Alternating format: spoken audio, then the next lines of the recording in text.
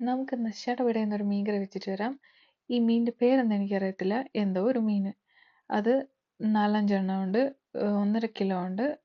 നന്നായി കഴുകി വൃത്തിയാക്കി കട്ട് ചെയ്തെടുത്തു. ഉലുവ, കടുക് ഓരോ ടീസ്പൂൺ ഇട്ട് വറവിട്ടു.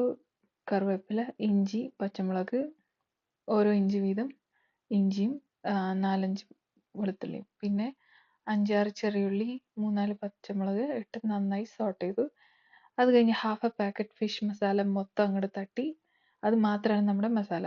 നന്നായി ഒന്ന് സോട്ട് ചെയ്യുക. 1 മിനിറ്റ് 1.5 മിനിറ്റ് സോട്ട് ചെയ്തതിന് ശേഷം 2 തക്കാളി കട്ട് ചെയ്തിട്ടു.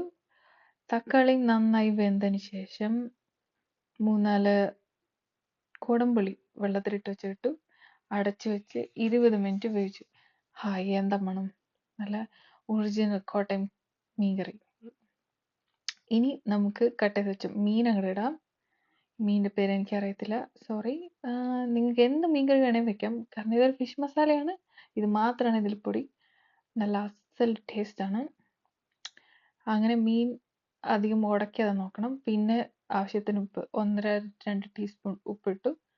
എന്നിട്ട് അടച്ചു വെച്ച് വീണ്ടും ഒരു 20 മിനിറ്റ് വേവിച്ചു. എന്നിട്ട് മല്ലിച്ചപ്പ് ഇട്ടു. ഹായ്, വായിൽ വെള്ളവും.